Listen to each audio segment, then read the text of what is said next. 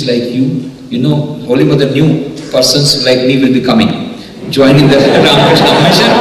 They would require food at the right time. They would require good lodging. And nowadays, you know, Sarada Devi's prayer has fructified. So much food is coming now. Perhaps Sarada Devi has to pray again. Please give, oh Ramakrishna, give less food to them. They are becoming fat. Monks.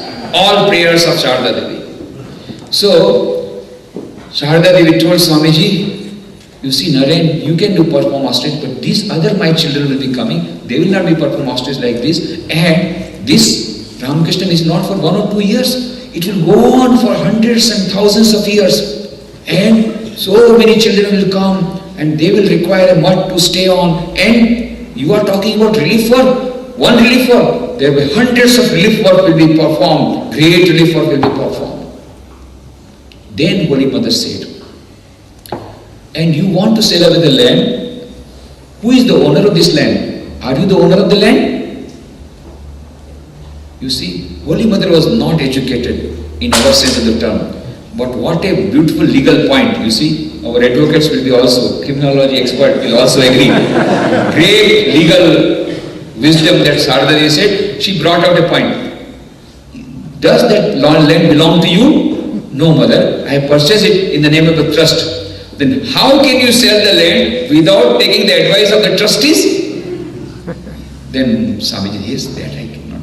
I cannot sell the land without consulting the other trustees. I agree. And Sarada Devi said, and I have consulted the other trustees. They all came to me. They are not in the opinion of selling the land. And so the land was not sold. But of course, some donation came. And then of course, the relief work also carried on, and Belumat was saved. And now Belumat, because it was saved, we have 150 branches all over the world.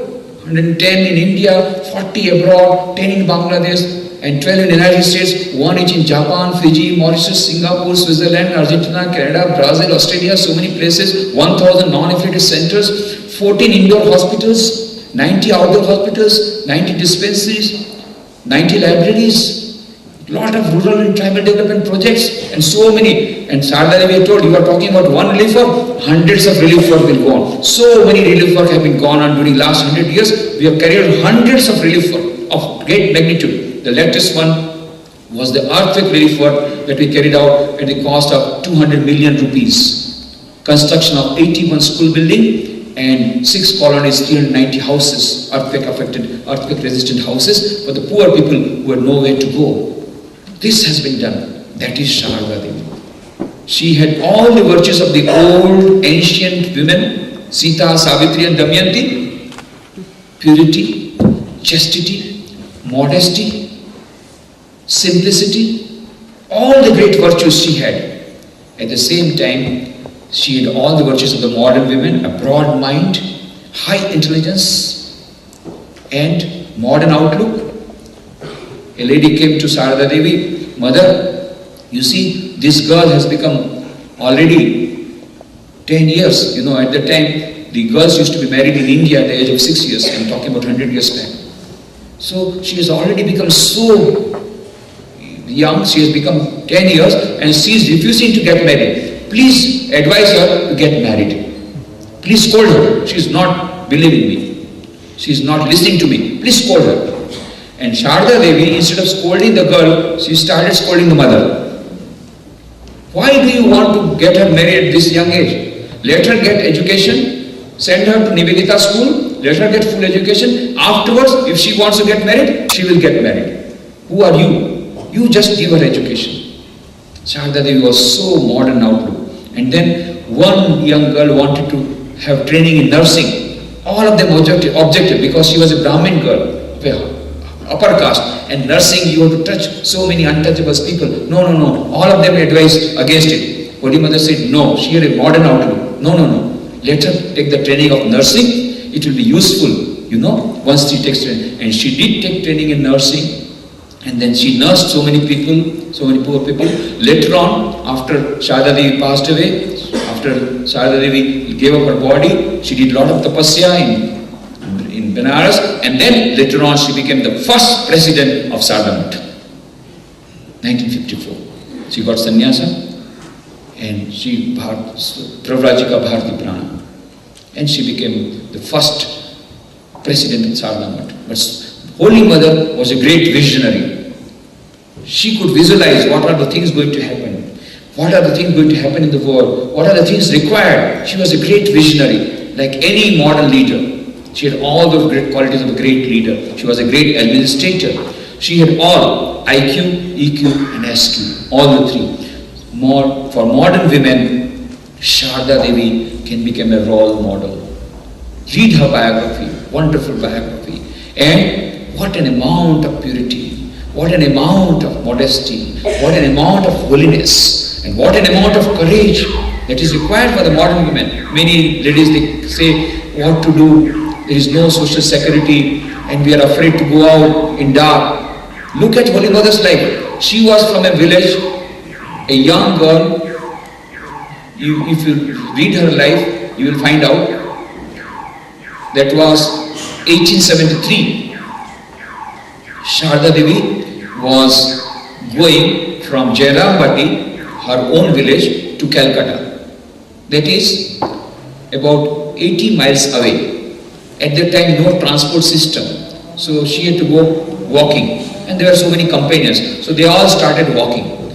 But Sharda Devi was having little problem in her legs.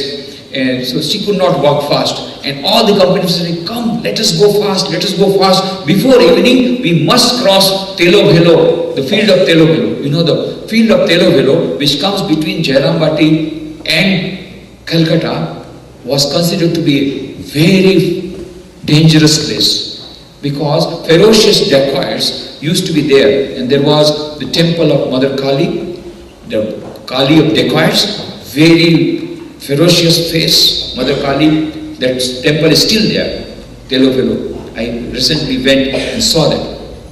That is a very dangerous place. You must cross that field before evening, otherwise it will be dangerous. So they were constantly telling her. Now Holy Mother had the habit, she didn't want anybody else to be put into trouble for her sake. She was always having service attitude to others.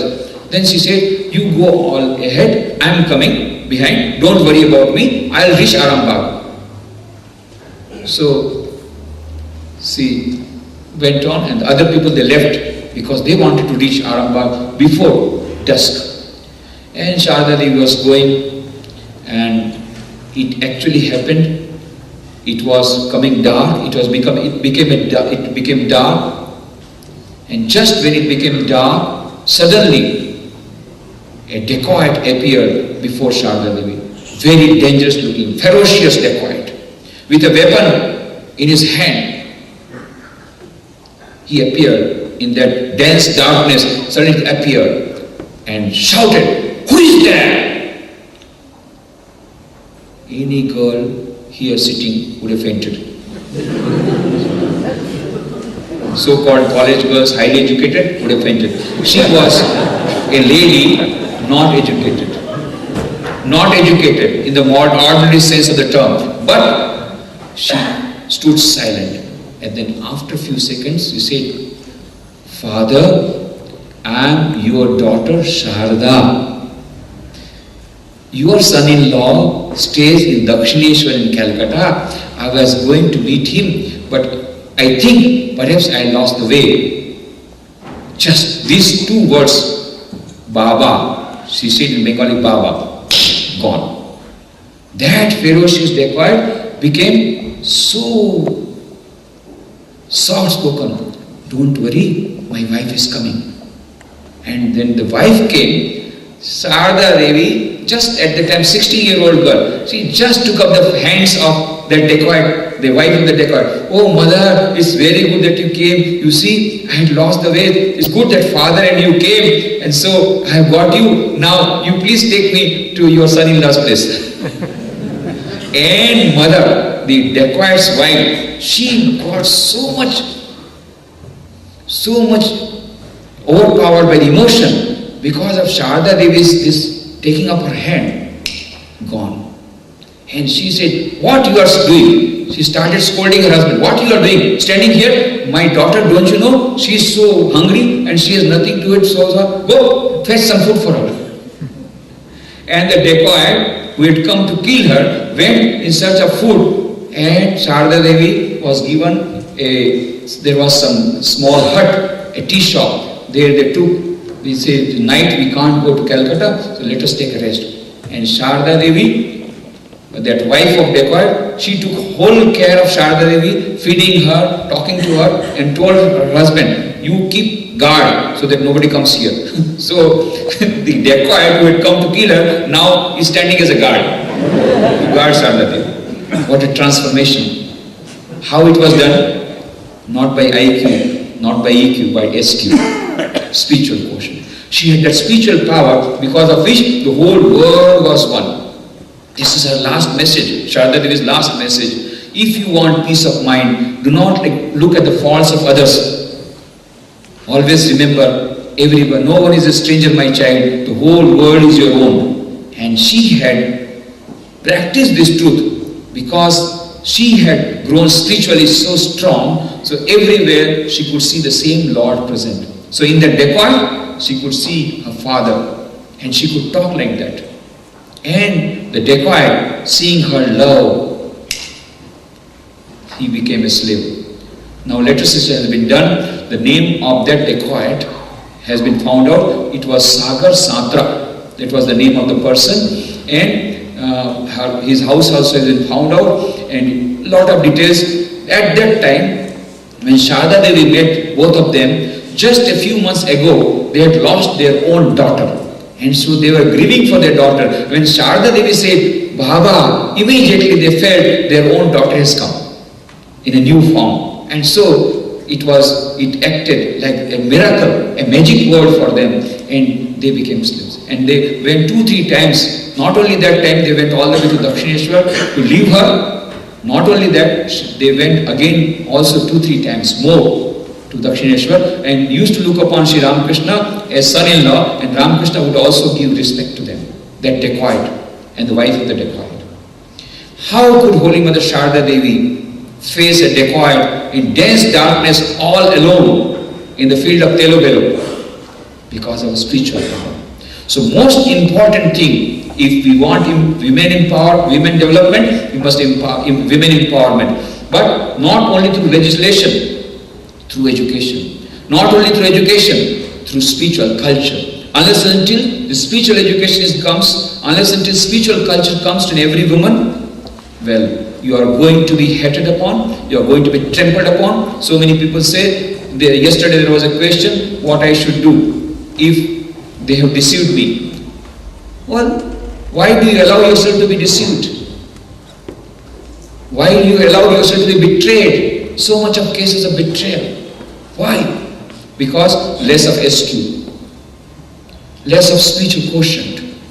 So unless and until women have got spiritual development and they take the role model of Sharda Devi and develop not only intellectually but also emotionally, they must have control over their mind.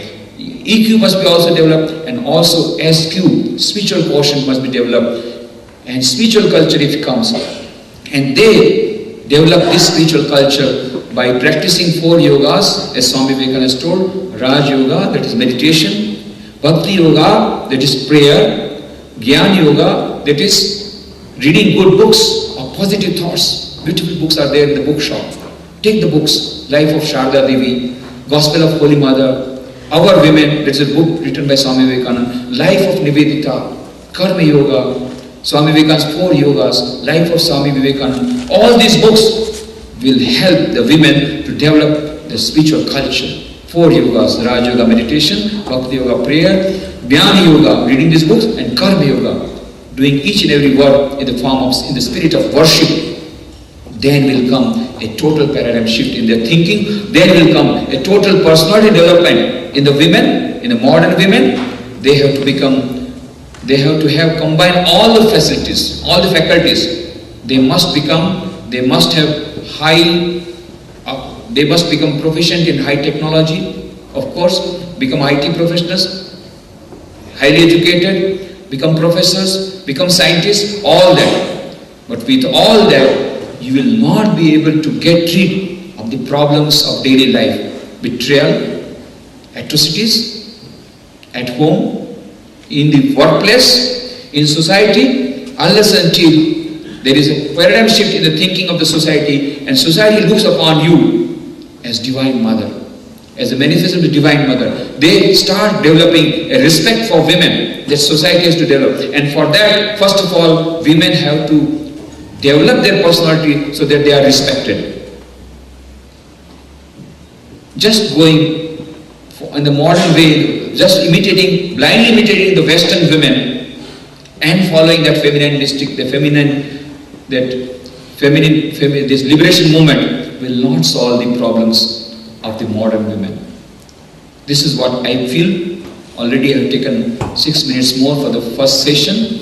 So actually I would like to have more of questions from you. We will have a break of 5 minutes or 10 minutes. We can have a break of 10 minutes, and then during that time, please give any question that you want to ask. I will rather try to give answer to these questions which may be perhaps more to the point rather than I telling so many things. But this I personally feel that Holy Mother Sharda Devi can become an ideal for modern women, and women can develop themselves not by themselves but keeping in conjunction with men. Don't become an imperfect man but become perfect women. You have got your own great things, and so be proud that you are a woman, but that respectability should be cultivated. For cultivating that respectability, combine all the three: IQ, EQ, and SQ, right type of education. And one more point that I forgot: there are so many problems.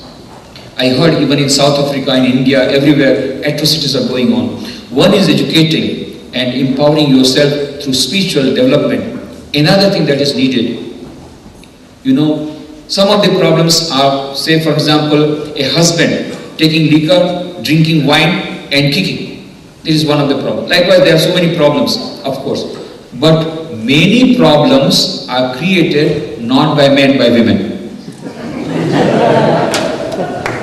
I think you would agree.